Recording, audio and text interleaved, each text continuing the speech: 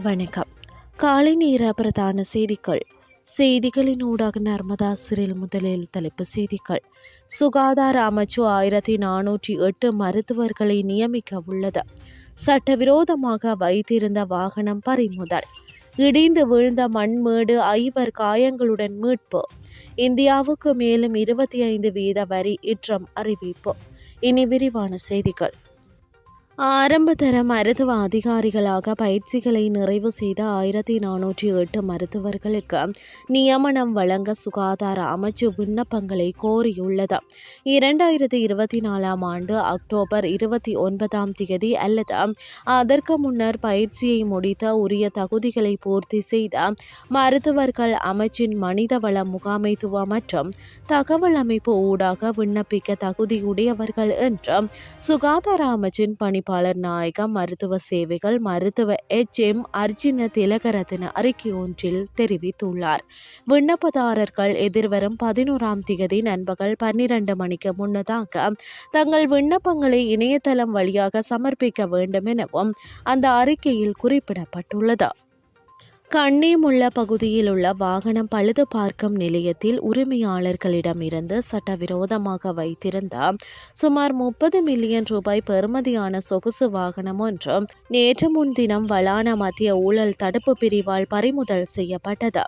அத்தோடு மோட்டார் வாகன போக்குவரத்து திணைக்களத்தின் அதிகாரி ஒருவருடன் தொடர்பில் இருந்த ஒருவரே குறித்த வாகனத்தை விற்பனை செய்ததாக முதற்கட்ட விசாரணைகளில் தெரிய வந்துள்ளது.